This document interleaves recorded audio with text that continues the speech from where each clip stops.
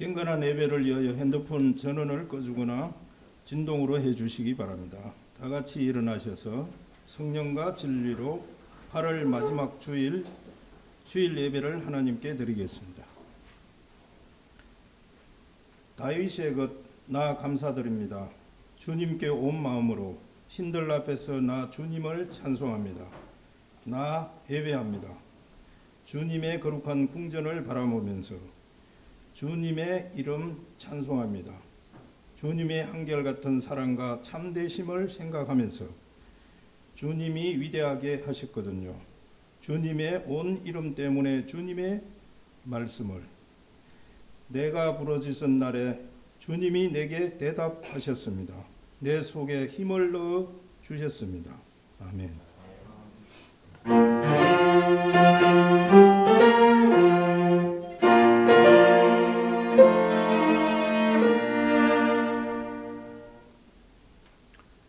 하나님, 아침 저녁으로 서늘한 바람이 부는 것을 보니 찜통 더위도 한풀 꺾여 어느덧 우리 곁에 가을이 성큼 다가오고 있음을 실감합니다.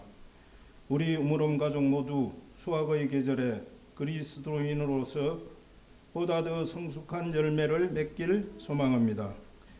하나님의 말씀을 묵상하는 일에 더욱 매진하고 그 말씀을 일상 속에서 실천함으로써 올 가을에는 참 그리스도인으로서 더욱 성장한 모습이게 하옵소서. 국내외적으로 여러 사건들이 끊이질 않고 있어 어수선합니다. 개인의 일상에서도 예상치 못한 일들로 갈등과 번민으로 좌절하는 때가 많습니다. 이 모든 사건과 일들에 성령 하나님이 함께 하시어 크고 작은 국내외 해난들이 모두 지혜롭게 정리되고 개인의 일상적인 번민이 희망으로 바뀌게 하옵소서. 그리하여 우리 모두가 삶의 평안과 행복을 맛보는 가운데 하나님께 감사하고 경배드리게 하옵소서. 하나님, 예수 그리스도가 삶으로 증거하신 십자가의 부활이 뚜렷한 구원의 길임을 믿습니다. 오늘도 우리의 예배 가운데 성령 하나님께서 충만하게 임재하시어 우리 내면이 진리와 생명의 말씀으로 가득 차는 은혜와 감사의 예배가 되게 하옵소서. 예수님의 이름으로 기도드리며 이제는 우리 모두 주님께서 가르쳐 주신 기도를 함께 드리오니 하늘에 계신 우리 아버지여 이름이 거룩히 여김을 받으시오며 나라가 임하오시며 뜻이 하늘에서 이루어진 것 같이 땅에서도 이루어지이다. 오늘 우리에게 일용할 양식을 주시옵고 우리가 우리에게 죄지은 자를 사하여 준 것 같이 우리 죄를 사하여 주시옵고 우리를 시험에 들게 하지 마시옵고 다만 악에서 구하옵소서. 나라와 권세와 영광이 아버지께 영원히 있사옵나이다. 아멘.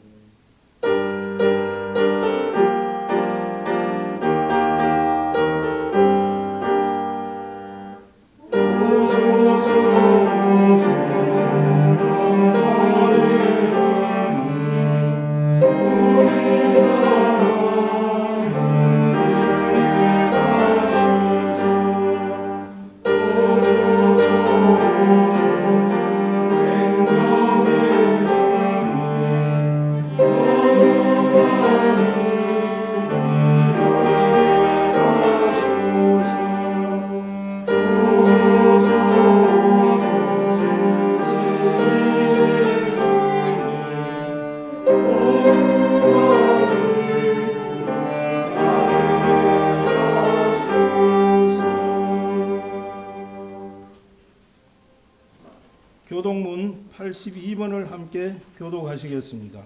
교동문 82번입니다.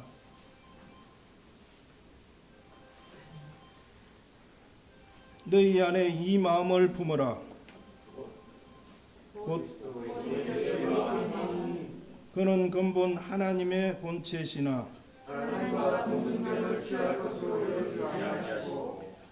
오히려 자기를 비워 종의 형체를 가지사 사람들과 같이 계셨고 사람의 모양으로 나타나사 자기를 낮추시고 죽기까지 복종하셨으니 곧 십자가에 죽으심이라. 이러므로 하나님이 그를 지극히 높여 하늘에 있는 자들과 땅에 있는 자들과 땅 아래에 있는 자들로 모든 입으로 예수 그리스도를 주라 시인하여 하나님 아버지께 영광을 돌리게 하셨느니라. 아멘. 전능하사 천지를 만드신 하나님 아버지를 내가 믿사오며 그 외아들 우리 주 예수 그리스도를 믿사오니 이는 성령으로 잉태하사 동정녀 마리아에게 나시고 본디오 빌라도에게 고난을 받으사 십자가에 못 박혀 죽으시고 장사한 지 사흘 만에 죽은 자 가운데서 다시 살아나시며 하늘에 오르사 전능하신 하나님 우편에 앉아 계시다가 저리로서 산자와 죽은 자를 심판하러 오시리라. 성령을 믿사오며 거룩한 공예와 성도가 서로 교통하는 것과 죄를 사하여 주시는 것과 몸이 다시 사는 것과 영원히 사는 것을 믿사옵나이다. 아멘.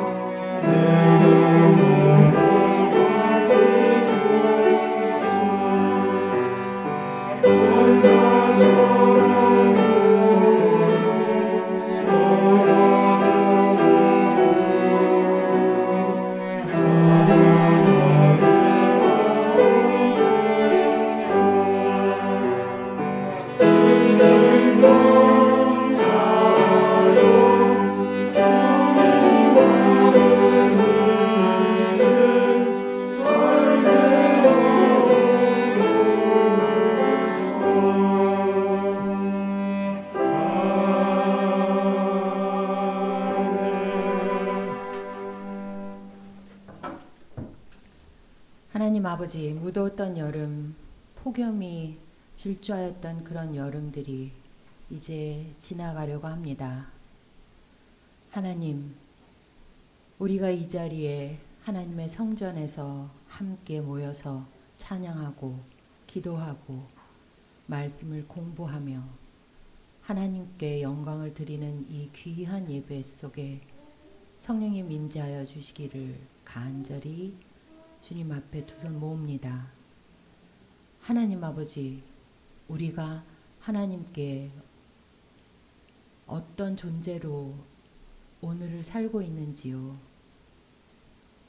하나님이 우리에게는 어떤 분으로 우리가 살고 있는지요. 하나님, 우리가 성경을 열면 그곳에 하나님의 말씀이 있습니다. 우리가 이 성경을 먹고 자라나기를 하나님 앞에 두 손을 모읍니다. 하나님, 우리의 자리가 찬양의 자리가 되게 하시고 우리의 자리가 회개와 기도, 용서, 소망의 자리가 되게 도와주시옵소서. 진정 우리가 무엇을 원하는지 우리의 자아의 목소리를 듣지 말게 하시고 우리 안에 살아계신 성령의 목소리에 귀를 기울일 수 있는 우머른 공동체 될 수 있게 도와주십시오. 하나님, 달려가는 세상입니다. 어찌 보면 침묵하는 세상입니다. 이런 세상 속에서 과연 우리는 어떤 삶을 살아가야 할까요? 하나님께 예배드리며 우리가 이 삶에 대해서 진정 고민할 수 있는 시간 되게 도와주십시오. 무뎌진 무릎을 주님 앞에 다시 세웁니다. 이 예배를 통해서 혼란한 마음을 잠재웁니다. 이 예배를 통해서 하나님 받아주시고 주께 연락하는 그런 귀한 예배 될 수 있게 도와주시기를 간절히 기도합니다. 우리가 후원하고 있는 아이들 하나님 기억하시고 그들이 올바른 공부와 건강함을 유지하고 좋은 정서를 갖기를 하나님 기도합니다. 하나님, 우리가 이 예배를 통해서 진정 공동체의 사랑과 위로와 평안까지 나는 귀한 공동체 될 수 있도록 우리를 지켜주시고 가르쳐 주시옵소서. 이 예배의 처음부터 끝까지 주인이신 하나님을 우리가 바라봅니다. 주님 받아주시옵소서. 감사드리오며 예수님의 이름으로 기도합니다.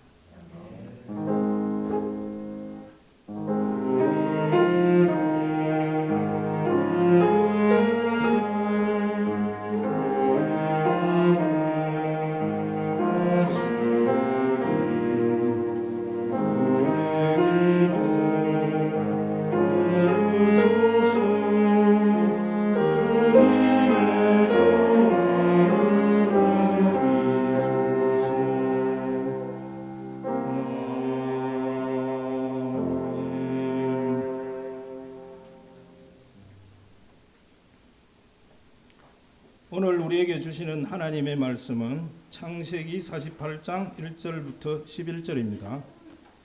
창세기 48장 1절부터 11절입니다. 구약성경 76쪽입니다. 제가 봉독하겠습니다.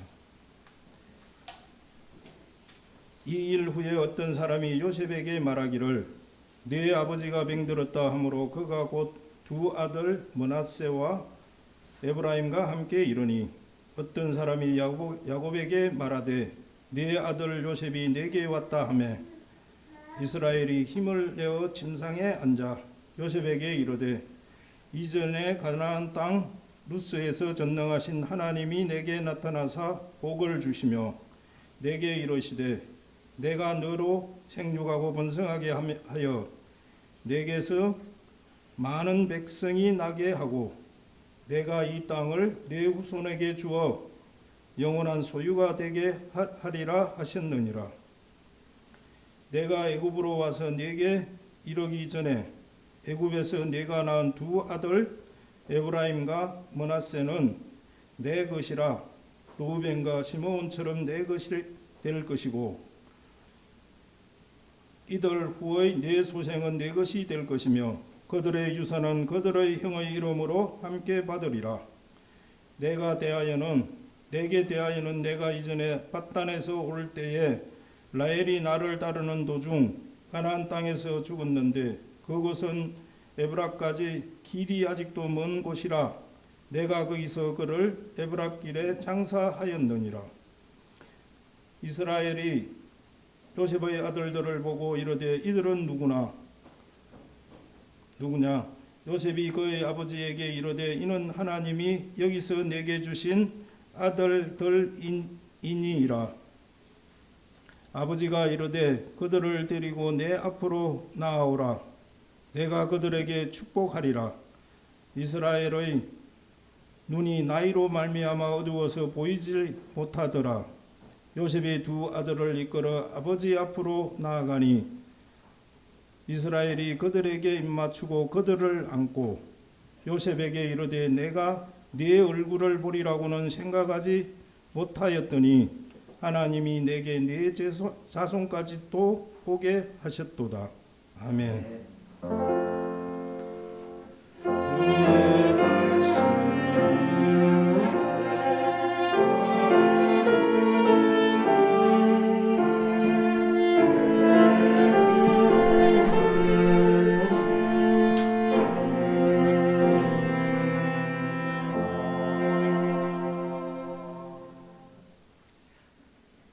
광복절을 기점으로 극장가에서 가장 핫한 영화는 오펜하이머입니다. 일본 히로시마와 나가사키에 투하했던 원자폭탄을 만드는 맨하탄 프로젝트를 이끌었던 그 과학자들의 이야기를 다루고 있는데요. 대표적인 사람이 줄리어스 오펜하이머였죠. 이 영화를 만든 크리스토퍼 놀란 감독은 익숙한 감독이죠. 인터셉트를 비롯해서 그 4차원적인 세계들을 그렇게 표현해냈던 그런 감독인데, 무려 3시간이라는 이 상영 시간을 통해서 세상을 구하기 위해서 어쩌면 세상을 파괴할지도 모른다는 두려움 가운데서 그 프로젝트의 마지막 버튼을 눌렀던 그때의 상황들을 복귀하면서 이 천재 과학자의 마음속에 마치 핵이 융합하고 분열하듯이 그의 마음속이 융합하고 또 분열하는 그런 대단한 그 심리적 묘사를 다루고 있습니다. 80여 년 전 미국에서 이 원자탄을 만드는 맨하탄 프로젝트를 주도했던 과학자들은 대부분 물리학자들이었는데 하나같이 그 시대에서 가장 뛰어난 과학자들이었습니다. 그런데 이 석학들 중에서 그 누구도 단 한 명도 그 원자탄이 폭발하는 것을 지켜보는, 현장을 지켜보는 사람들에게 심각한 병이 생기게 될 것이라는 것을 아무도 예측하지 못했습니다. 이 엄청난 핵 개발의 시작은 우리가 알고 있는 퀴리 부부였습니다. 물리학자고 화학자였고, 그리고 방사능 원소인 폴로늄과 라듐을 발견해서 노벨 물리학상을 받았던 사람이었죠. 근데 이 두 부부가 일평생 뭘 했냐면 우라늄을 가지고 절구에 찍어가지고, 그리고 거기에서 나오는 것들을 빛을 검사하고 거기서부터 연구하고 하는 일을 그 평생 했지 않습니까? 그런데 이 두 사람도 그 라듐에서 나오는 그 신비한 빛이 인체에 치명적인 병을 유발시킨다는 것을 알지 못했습니다. 부부 모두 방사선에 피폭되어서 림프종과 백혈병으로 사망했습니다. 과학자들이 과학이라는 이름을 붙이고 있지만 실상 그들 역시도 이 지구 안에서 또는 우주 가운데서 일어나고 있는 일들에 대해서 다 알지 못합니다. 아니, 아는 것보다도 모르는 것이 더 엄청나게 많습니다. 그러므로 과학이라고 하는 것은 모르는 것을 모른다라고 말할 수 있는 것, 그게 바로 과학이라는 거죠. 그럼 질문 하나 드려보겠습니다. 천국과 하나님이 있다고 생각하십니까? 네, 지금 아멘 네 하시는 분들은, 자, 이것은 과학적인 답변일까요? 아닙니다. 전혀 과학적 답변이 아닙니다. 이것은 신앙적 답변입니다. 자, 그러면 천국과 하나님이 있다라고 생각하십니까? 그러면 아니요라고 얘기한다면 이거는 과학적 답변일까요? 아닙니다. 이것 역시도 신앙적 답변입니다. 그러면 과학적 답변이라는 것은, 이런 물음에 대한 과학적 답변이라는 것은 어떤 것일까요? 모른다입니다. 왜입니까?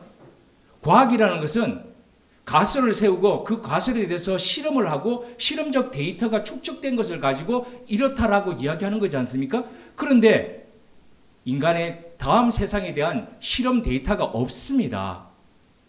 물론 하나님을 만났던 사람들의 경험들은 있습니다. 그것을 신앙에서 바라볼 때 우리가 해석하는 것이고, 과학적 답변은 이 역시도 모른다입니다. 자, 모른다는 것을 모른다라고 대답하는 것, 이게 바로 과학인데요. 트리늄, 방사성 탄소, 세슘, 이런 것들에 노출되고 오염된 물이 바다로 흘러갑니다. 또는 그것들이 지하수로 흡입됩니다. 그 결과 해양 플랑크톤과 어패류가 이 방사성이 점점 방사성 물질에 축적이 되어 갑니다. 그걸 인간이 섭취했을 때에 자, 완벽히 안전하다라고 말한다면 이것은 과학일까요? 전혀 과학이 아닙니다. 이것은 바로 그 말에 맹신하라고 얘기하는 사이비 신앙입니다. 그럼 그런 수산물을 장기간 섭취했다 하더라도 인체에 쌓인다 하더라도 우리 건강에는 아무 문제가 없다라고 만약 누가 말한다면 그렇게 말한다면 이건 과학일까요? 과학적인 데이터를 믿으세요 그러는데 과학일까요? 아니요, 그렇지 않습니다.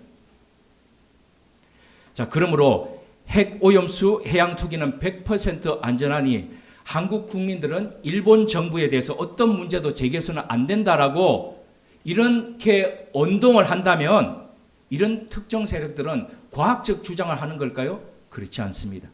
선전선동하고 사이비 신앙을 강요하는 것이죠. 후쿠시마 원전 오염수 방류 모니터링 체계를 신뢰한다는 국제 원자력 기구 비엔나에 있죠. IAEA입니다. 이 보고서를 운용하는 사람들이 있습니다. 그런데 일본이 매년 이 IAEA에 내는 분담금이 세계 3위입니다. 무려 우리나라에 3배나 더 많은 분담금을 내고 있습니다. 그렇다면 이 IAEA가 이렇게 조사하는 것이 공정하다라고 이야기할 수 있을까요? 그리고 과학적 시료를 채취하고 거기에 대해서 분석하고 데이터를 얘기하는 과학적이라고 할 때는 적어도 3번을 거칩니다. 그런데 이 IAEA는 단 한 번만에 발표했습니다. 이게 과연 과학적이고 공정하다라고 할 수 있을까요? 더군다나 현재까지 알려져 있는 핵종의 수는 무려 4천여 개입니다. 그런데 인위적으로 한정된 64개를 정하고 그 64개 중에서 알프스라는 그 필터를 통해 가지고 추출돼 가지고 나가는 이게 바로 오염수가 아니고 처리수라고 이야기하는 것, 바로 이것이 안전하다라고 얘기하는 것, 수치가 낮다라고 얘기하는 것, 이게 과학적일까요? 그리고 이걸 문제 삼는 것을 일컬어서 괴담 유포라고 하는 것, 이게 정당한 말일까요? 일본 정부에 동조하고 우리나라 세금으로 홍보 동영상까지 만들어서 안전합니다라고 얘기하는 것, 이게 과연 과학적일까요? 아마도 이 동영상을 만들고 이것을 추진하는 사람들은 제가 장담컨대 몇십 년 내에 다 죽을 겁니다. 몇 병에 살지 않습니다. 그들 다 죽습니다. 그런데 과연 삼면이 바다로 둘러싸인 이 땅에 이 사람들 이후에 다음 세대, 그 다음 세대, 그 다음 세대들이 살아갈 때에 과연 이것이 어떤 영향을 미칠까요? 도대체 누구, 어느 나라를 위한 결정일까요? 이것보다도 우리가 더 근본적으로 생각해야 할 문제가 있습니다. 과연 우리가 값이 싸고 깨끗하고 안전하다고 생각하는 이 원자력이 정말 그럴까? 여기에 계속 우리가 기대해야 할까? 그 여부입니다. 1986년 4월 26일 체르노빌에서 네 번째 원자로가 폭발을 했는데 거기에는 이 경납 용기조차도 없었습니다. 그래서 감당을 할 수가 없어가지고 전기 폭발과 수소 폭발로 이어져서 그 낙하물들이, 방사성 강화물들이 유럽을 덮고 그리고 미주 지역까지도 그렇게 날아갈 정도로 심각했습니다. 지금도 여전히 통제불능이죠. 2011년 아직도 잘 기억합니다. 3월 12일 후쿠시마에서는 원자로가 무려 3개가 폭발을 했습니다. 7등급의 대형 사고였습니다. 사고 당시 진도 9.0의 대지진이 일어났었죠. 그 여파로 다음날 16m가 되는 쓰나미가 해안을 덮쳤습니다. 그래서 이 전원이 차단되면 그 밑에 디젤로 엔진이 가동되면서 식혀줘야 되는데 그걸 물이 다 침수해가지고 될 수가 없었습니다. 통제불능입니다. 지금까지도 통제불능인 상태에서 안에서 자기들이 그냥 폭발을, 그냥 융합 폭발을 하고 있습니다. 사고 후 12년이 지난 오늘날 핵오염수 방류로 지구가 몸살을 앓고 있습니다. 상황이 이런데도 온전히 값싸고 안전하고 깨끗하다라고 우리가 할 수 있을까요?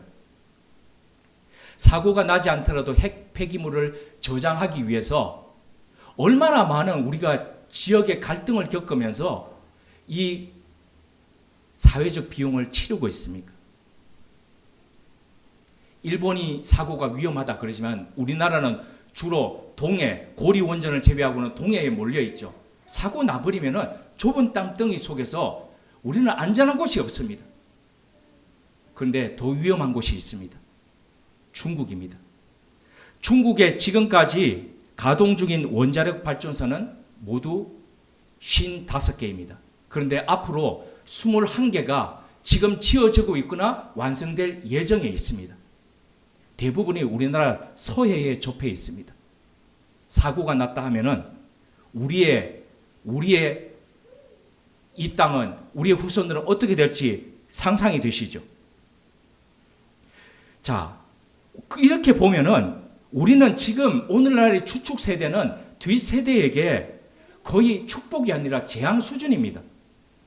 뒷세대에게 돌아갈 자원조차도 다 쓸어 모아가지고 갈취하는 그런 갈취꾼 같습니다.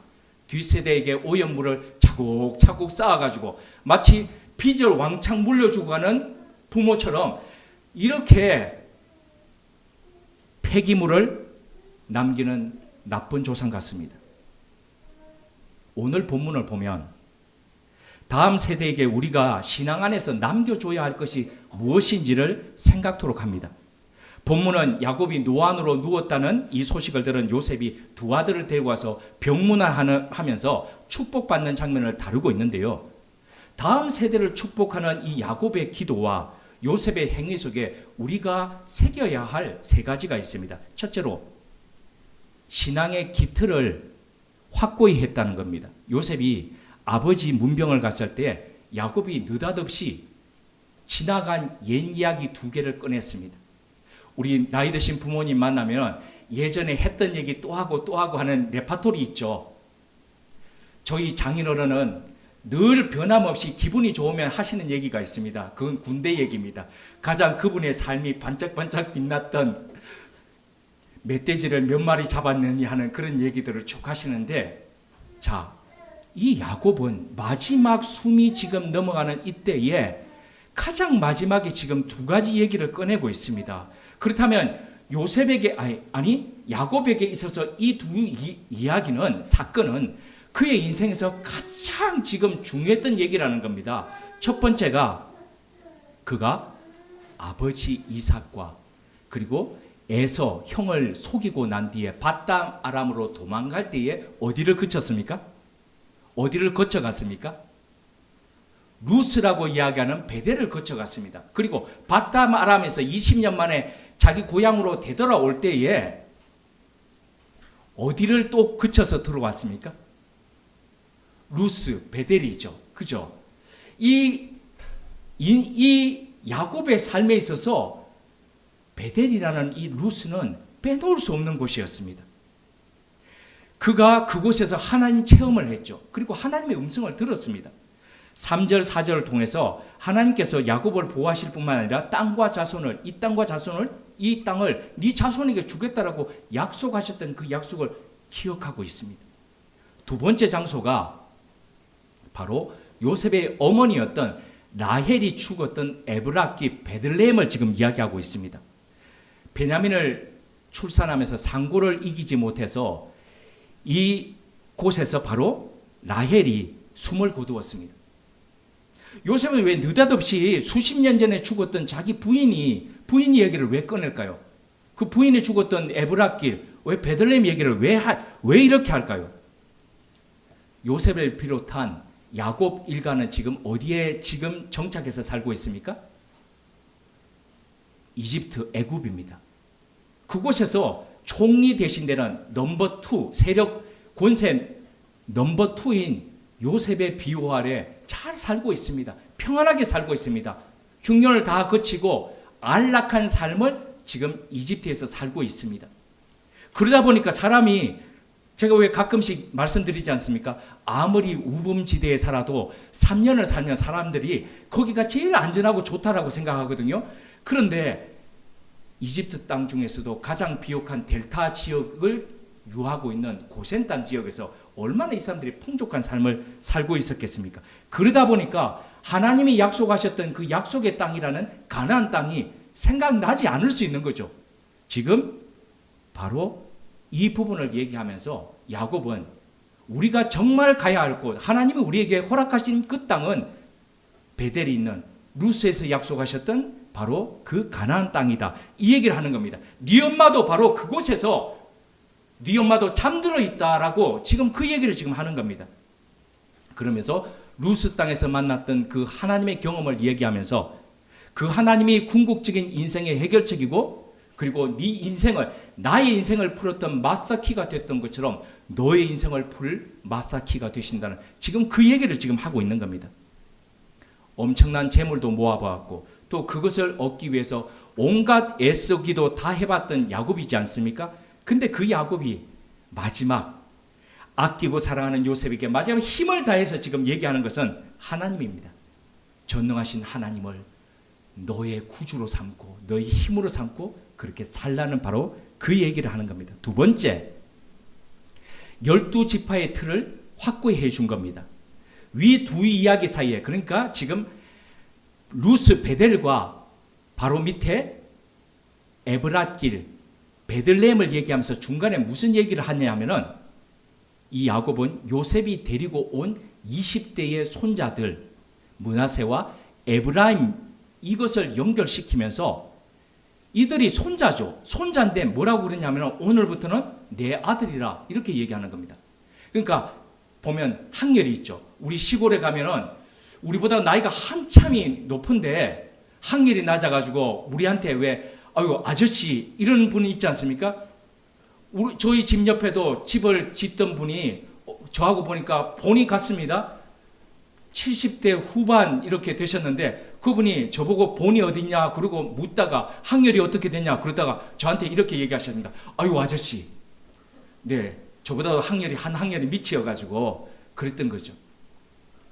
자 지금 야곱은 자기의 손자를 학렬을 높여가지고 아들이라 내 자식이라 지금 이렇게 얘기하고 있는 겁니다. 야곱에게는 12아들들이 있었고 나중에 12지파가 되고 그 12지파에게 가나안 땅에 갔을 때에 땅을 분배합니다. 근데 12지파 중에서 땅을 분배받지 못하는 지파가 어떤 지파였습니까? 레위입니다. 그 레위는 왜 땅을 분배받지 못합니까? 하나님께서 네가 바로 나의 분깃이다라고 얘기하면서 땅을 허락하지 않으십니다. 그리고 다른 11지파, 근데 11지파가 아니죠. 12지파, 다른 12지파가 자신의 소산의 10분의 1을 떼내서 이 레위 지파가 살도록 그렇게 해줍니다. 그런데 레위가 빠졌는데 어떻게 12지파가 됩니까? 바로 그것은 요셉의 아들 속에서 이 므낫세와 에브라임이 올라와서 요셉을 대신해서 두 지파가 되는 겁니다. 그래서 12지파가 그렇게 형성이 되는 겁니다. 이것은 바로 400년 뒤에 이들이 출애굽해서 일어날 일들이었습니다. 여호와 하나님을 기업으로 삼고 그리고 그 땅 가운데서 살아갈 지파들의 모습인 거죠. 야곱은 바로 400년 뒤에 일어날 이 일들을 바라보면서 하나님께서 어떻게 하실지를 바라보면서 자신들의 손자를 아들의 학렬에 올려가지고 12지파를 그렇게 깃털을 마련해 준 것입니다. 야곱이 죽고 나면 이것을 교통정리해 줄 사람이 없는 거죠. 자기가 숨을 거두기 전에 마지막 교통정리를 다 해놓고 난 뒤에 그리고 마지막 삶을 살다 갔다는 것입니다. 야곱은 여기서 그치지 않고 이 므낫세와 에브라임의 순서를 바꿔줍니다.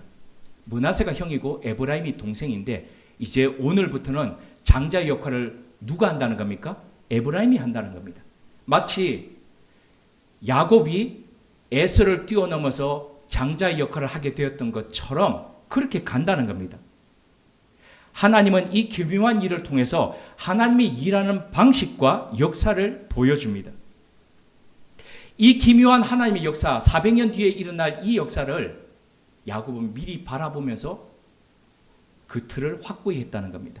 창세기 48장 10절 오늘 읽은 말씀에 보면은 야곱은 노안으로 인해서 앞을 분별하지 못했다는 겁니다. 누가 누군지 모른다는 겁니다. 목소리를 듣고 자신의 아들 요셉인지 그렇게 판단했다는 거지요. 하지만 그의 영의 눈, 믿음의 눈은 그 누구보다도 하나님의 하실 일을 잘 보고 있었습니다. 그러니까 야곱의 축복을 한마디로 표현하자면 이런 겁니다. 하나님이 하실 그 미래의 일을 미리 보고 선포하는 겁니다. 믿음은 바라는 것들이 실상이요 보지 못하는 것들이 증거라 그랬죠. 내가 지금은 보지 못하지만 분명히 그 이 실제로 존재하는 그 너머의 것들을 바라보면서 선포하는 그것을 지금 하고 있다는 겁니다. 다가올 미래를 바라보며 선포하는 거죠. 우리의 믿음의 삶이 이러면 얼마나 행복할까요? 사람이 왜 잘 버티고 잘 견디다가도 왜 그 손을 놓아버리고 포기할까요? 보이지 않기 때문입니다. 보이면, 목표가 보이면 포기하지 않죠. 족인데 왜 포기하겠습니까? 수영해서 영국 해협을 최초로 건넜던 여성 수영 선수는 플로렌스 체도위기였습니다. 1952년 그녀는 카타리나 섬에서 35km 떨어진 이 캘리포니아 해안에 도달하는 이것을 도전하게 됩니다. 15시간 동안 차가운 그 바닷물을 뚫고 수영을 해갔습니다. 근데 15시간 가는 동안에 안개가 짙게 드리워진 그 속에서 그녀는 더 이상 못 가겠다고 나를 바닷물 속에서 꺼내달라고 그렇게 요청합니다. 보트를 타면서 따라오고 있던 그녀의 어머니가 얘야 조금만 더 가면 된다 포기하지 마라 라고 얘기하는데도 어머니 나 더 이상 못하겠다고 꺼내달라고 그래서 안전요원이 그녀를 꺼내줍니다. 근데 좀 있다가 안개가 걷히니까 보니까 저기 앞에 해안이 보입니다. 불과 800m도 남지 않았습니다. 그때 그녀는 육체적 정신적으로 완전히 탈진된 상태에서 나중에 이렇게 기자회견에서 얘기합니다. 눈에 보이는 것은 자욱한 안개뿐이었어요. 만일 캘리포니아 해변이 보였다면 절대로 포기하지 않았을 겁니다. 안개가 저의 승리를 빼앗아 간 겁니다. 2달 뒤에 체드윅은 실패했던 그 구간을 다시 도전합니다. 짙은 안개가 또다시 시야를 가렸습니다. 하지만 그녀는 그럼에도 불구하고 끝내 그것을 완주했습니다. 성공한 뒤에 그녀는 이렇게 고백했습니다. 이번에도 목표가 보이지 않았습니다. 그러나 목표 지점을 마음으로 보고 있었기에 할 수 있었습니다. 요셉의 두 아들을 아들로 삼고 축복한 야곱의 이 기도는 요셉으로 하여금 또는 므낫세와 에브라임으로 하여금 궁극적으로 너희들이 보고 가야 할 목표가 어딘지 그 목표를 믿음으로 그려준 겁니다. 포기한 겁니다. 그리스도인으로 한평생 우리가 나아갈 때 우리 역시 멀리 목표를 보고 나아가야 되죠. 마치 고속도로에서 운전할 때에 멀리 내다보고 옆 차선을 보면서 옆에 차들을 인식하면서 가야 되지만 최근 운전 배우고 있으니까 느끼죠. 근데 처음 운전 배우면 도로 나가면 어떻게 합니까? 이 자세부터 운전대를 이렇게 잡지요. 그리고 어디를 봅니까? 앞을 봅니다. 앞을. 옆도 못 봅니다. 어떤 차들은 보면 뒤에 이렇게 써 있죠. 3시간째 앞만 3시간째 뭡니까? 직진하고 있습니다. 뭐 이런 거 있지 않습니까? 스티커. 보지 못하는 거죠. 근데 속도를 내고 쭉 고속도로 갈 때 멀리 표지판을 보면서 이정표들을 인식하면서 그렇게 가는 거죠. 그리스도인들은 우리의 궁극적인 목표인 그리스도 예수님을 바라보며 나아가야 되지요. 그리스도인이라고 해서 슬프고 아픈 일들이 없습니까? 슬럼프가 없겠습니까? 앞이 보이지 않는 안개가 없겠습니까? 아닙니다. 다 있습니다. 심지어는 세트로 올 때가 있습니다. 그리고 그곳에 에워싸일 때에 어떤 이들은 어리석은 결정을 합니다. 목표를 믿음의 눈으로 바라보면서 한 번 더, 또 한 번 더, 한 번 더 그렇게 팔을 내저을 때에 우리는 비로소 목적지에 도달할 수 있죠. 그러므로 우리가 포커스 온, 우리가 초점을 맞춰야 할 것은 우리 앞에 있는 안개가 아니라 우리의 인생을 책임지고 계시고 그 뒷면에 계시는 우리의 목표점 되시는 예수 그리스도, 바로 그분이시라는 거죠. 이를 경험했던 히브리서 기자는 히브리서 12장 1절에서 3절을 통해서 우리에게 이렇게 증가합니다. 이러므로 우리에게 구름같이 둘러싼 허다한 증인들이 있으니 모든 무거운 것과 얼매기 쉬운 죄를 벗어버리고 인내로서 우리 앞에 당한 경주를 하며 믿음의 주요 또 온전케 하시는 이인 예수를 바라보자. 그는 그 앞에 있는 기쁨을 위하여 십자가를 참으사 부끄러움으로 개의치 아니하시더니 하나님 보좌 우편에 앉으셨느니라. 너희가 피곤하여 낙심하지 않기 위하여 죄인들이 이같이 자기에게 거역한 일을 참으신 일을 생각하라. 주님이 이렇게 참고 주님이 그 앞에 있는 영광 보이지는 않지만 그 앞에 분명히 있는 그 목표를 바라보며 가셨다면 그 주님을 따라가는 우리는 어떻게 해야겠습니까? 앞서 야곱의 축복 속에 담긴 두 가지의 중요한 의미를 살펴보았습니다. 이어 본문 가운데서 우리 마음에 새겨야 할 세 번째가 있습니다. 그것은 야곱의 기도 앞에 두 아들을 머리 조아리게 했던 바로 요셉의 태도입니다. 아버지가 편찮으시다는 소식을 듣자 요셉은 아버지 임종이 가까웠다는 것을 알았습니다. 그러자 두 아들 므낫세와 에브라임을 대동한 채 야곱을 찾아갔습니다. 요셉은 자신의 두 자녀들이 아버지 야곱에게 축복 기도 받기를 원했습니다. 사실 고대 기준으로 보면 요셉은 이미 다 가진 자입니다. 무슨 복을 더 받겠습니까?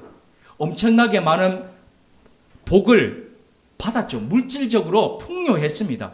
애굽의 총리로서 권력 서열 넘버 2입니다. 자, 영화와 명예를 다 누리고 있습니다.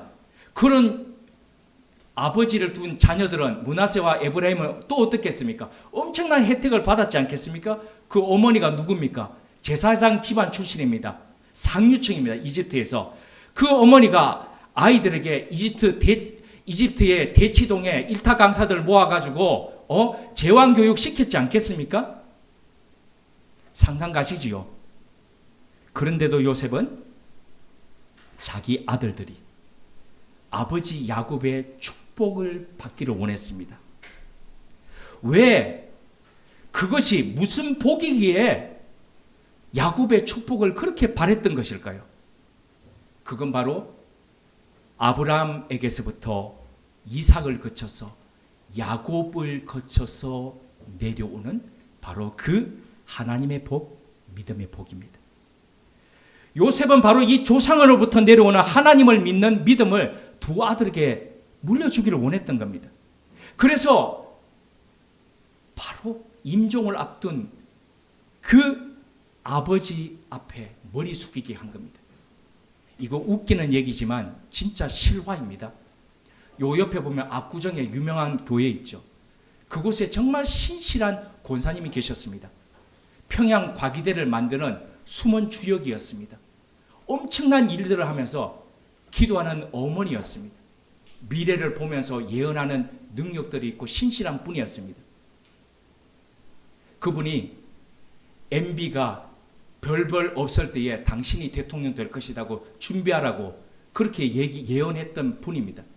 그러니까 그 교회에 있던 분들이 얼마나 이 권사님을 따랐겠습니까? 지금은 그 권사님이 동작동 국립묘지의 장군묘역의 남편과 더불어서 거기서 안치되어 있습니다. 근데 그분이 마지막 숨을 임종을 앞두고 있을 때에 그 교회에 유력한 권사님들이 찾아왔습니다.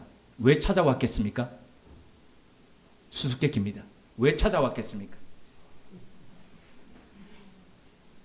기가 찬 일입니다. 이렇게 기도하는 어머니가 임종을 앞두고 있다니까 와가지고 어머니, 권사님 마지막으로 저희들을 축복해 주십시오 이러고 했지 않겠습니까? 우리 같으면 그러겠죠. 믿음으로 더 우리가 일어서도록 기도해 주십시오 그랬겠죠. 그런데 이분들이 와가지고 그 머리맡에서 이랬답니다. 권사님, 이 땅 팔까요? 이 집 팔까요? 근데 마지막 숨을 임종을 앞둔 그 권사님이 마지막 웃으시면서 어떻게 하라 그러면서 마지막 그 얘기를 해주고 그냥 가셨는데 얼마나 가시는 그 걸음이 씁쓸했겠습니까? 평생을 같이 있으면서 신앙으로 영향을 미치고 기도해줬는데 마지막까지도 그 물질 가지고 그렇게 앞에 와가지고 하는 그런 모습을 보면서 야곱이나 요셉 이외에도 성경에는 마지막을 앞둔 어른들 앞에서 믿음의 복을 구한 사람들이 있습니다. 대표적인 사람이 엘리사입니다. 엘리사가 스승으로 모셨던 엘리야 밑에는 수많은 선지 생도들이 있었습니다. 다 오랫동안 엘리야를 추종하고 따랐고 영향을 받았던 사람들입니다. 그런데도 그런 선지 생도들을 다 제쳐두고 왜 가장 늦게 엘리야 밑에 따라다녔던 엘리사가 후계자가 되었겠습니까? 그것은 바로 엘리사 가운데 있었던 간절함 때문이었습니다. 승천을 앞둔 엘리야가 자신의 날이 얼마 남지 않았다는 것을 얘기했을 때에 수많은 성지생도들이 스승님, 당신이 가시는 그 끝까지 우리가 따라 나서겠습니다. 그랬습니다. 그때 엘리야가 됐다, 오지 말아라고 금했습니다. 그런데도 불구하고 다른 이들은 다 따라가는 것을 멈췄는데 엘리사는 따라가고 또 따라가고 또 따라갔습니다. 그때에 엘리야는 오지 말라고 금하고 또 금하고 또 금했지만은 마지막 그 끝까지 따라갔습니다. 그때에 엘리야가 엘리사에게 이렇게 말했습니다. 열왕기하 2장 9절입니다. 하나님께서 나를 데려가시기 전에 내가 내게 어떻게 할지를 구하라. 그때 엘리사가 이렇게 요청했습니다. 당신 안에서 성령께서 역사하셨던 그것보다도 내 속에서 2배나 더 갑절이나 더 역사하시기를 원합니다. 이전 개혁 성경은 이것을 성령의 당신의 영감이 갑절이나 더 내게 있기를 구합니다 라고 번역했는데, 영감이라는 게 우리가 잘 아는 루아흐입니다. 이 루아흐가 성령이라고 얘기할 때에 루아흐죠. 영감, 그리고 호흡 이렇게 쓰여집니다. 그래서 영감이 풍부하다 또는 충만하다, 성령이 충만하다, 이런 것은 하나님의 영에 사로잡혀 살아간다, 하나님의 생명이 충만하다, 또는 하나님과 더불어서 호흡한다는 의미가 있습니다. 그러므로 당신 안에 성령께서 역사하시는 것보다도 내 속에서 2배나 더 역사하시기를 원합니다라는 이 말은, 이 바람은 당신이 성령 안에서 호흡하신 것보다도 내가 2배나 더 그렇게 호흡하기를 원합니다. 당신이 하나님의 영과 더불어서 호흡하면서 하나님의 호흡을 느끼면서 그 호흡으로 이 땅을 산 것보다도 내가 더 2배나 그렇게 살기를 원합니다는 그런 바람이거든요. 우리의 자녀들이, 우리의 다음 세대가 우리가 살아가는 모습을 보면서 봤던 그 친구들이 마지막 우리에게 요청하는 것이, 아버지, 어머니, 할아버지, 할머니, 당신들께서 하나님과 더불어서 호흡하면서 살아가셨던 것보다도 내가 더 2배나 그렇게 살아가기를 원합니다라고 바른다면 우리의 삶이 얼마나 행복하겠습니까? 마지막 우리가 달려갈 길을 다 가고 하나님 앞에 서기 전에 우리의 자녀들이, 우리의 다음 세대가 우리 앞에 와서 마지막으로 우리를 위해서 기도해 주십시오 할 때에 이 땅 팔아야 됩니까? 이 집 가지고 있을까요? 더 오르겠습니까? 이런 것이 아니라 마지막 하나님의 영에 나도 아버지처럼, 나도 어머니처럼 더 물들어서 살 수 있도록 기도해 주십시오, 이렇게 요청할 수 있다면 얼마나 더 기쁘겠습니까? 감사하겠습니까? 바로 이 거룩한 열망이 우리 모두의 가정 가운데 충만하시기를 주님의 이름으로 기원드립니다. 함께 기도드리겠습니다. 하나님께 가까이 함이 내게 복이라. 내가 주 여호와를 나의 피난처로 삼아 주의 모든 행적을 전파하리이다. 하나님, 이 거룩한 소원을 우리가 품고 살기 원합니다. 나아가 우리의 이 모습을 보며 우리의 다음 세대가 우리보다 2배나 더 이 거룩한 소원을 살기 원합니다. 우리 세대가 우리 우리 사는 모습을 보며 미래에 대한 소망을 품을 수 있다면 얼마나 보람되겠습니까? 우리는 주어진 생애를 이 땅에서 잠시 살다 가지만 우리 다음 또 그 다음에 올 세대들이 이 땅에서 꿈을 꾸고 소망을 노래하게 하옵소서. 이념으로 갈라지고 지역으로 나눠졌던 이 땅이 언어와 피부와 지역을 넘어 함께 어우러져 살아가는 나라 되게 하옵소서. 그 힘으로 온 세계를 섬기는 나라 되며 지구촌의 아픔과 상처를 싸매는 민족 되게 하옵소서. 예수님의 이름으로 기도드립니다. 아멘.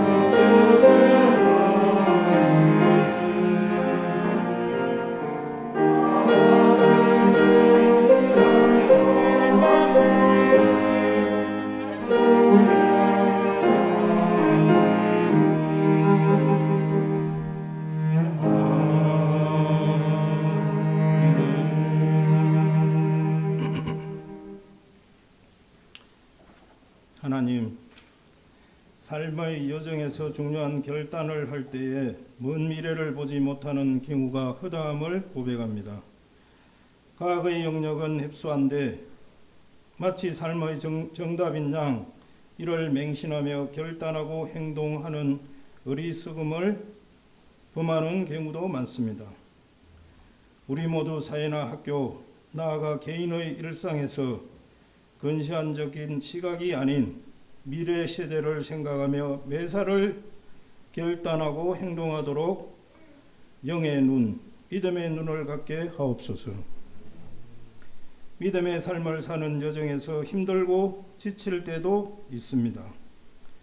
오직 전능하신 하나님만을 바라보며 다음 세대를 이끌었던 야곱처럼 우리 모두 믿음의 삶을 확고히 하는 가운데 우리의 궁극 목표인 예수 그리스도를 바라보고 다가올 미래를 생각하며 잘 견뎌 나가게 하옵소서.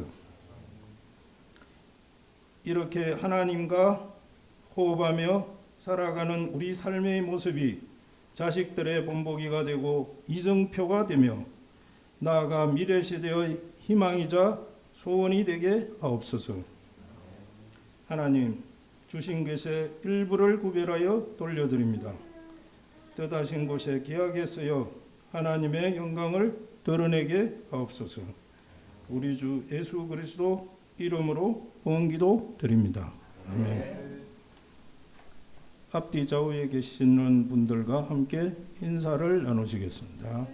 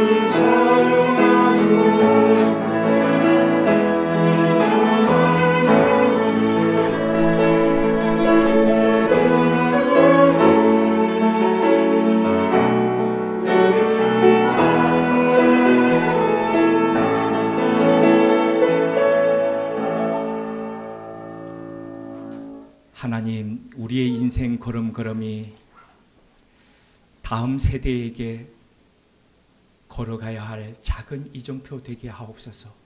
우리의 살아가는 삶의 방식과 태도가 그들에게 복이 되게 하옵소서. 우리가 내리는 결정 하나하나가 다음 세대에게 희망이요 소망이 될 수 있도록 이끌어 주옵소서. 힘들고 지치더라도 우리가 그 안개 너머에 있는 우리가 바라보아야 할 목표를 바라보며 나아가는 걸음 멈추지 않도록 이끌어 주옵소서. 우리 주 예수 그리스도의 은혜와 하나님 우리 아버지의 지극하신 사랑하심과 성령님의 교통케 하시는 역사가 오늘 그 걸음을 살아가기로 다짐하고 결단하는 주님의 사람들과 우물은 교회 위에 지금부터 영원토록 함께 하시기를 축원하옵나이다. 아멘.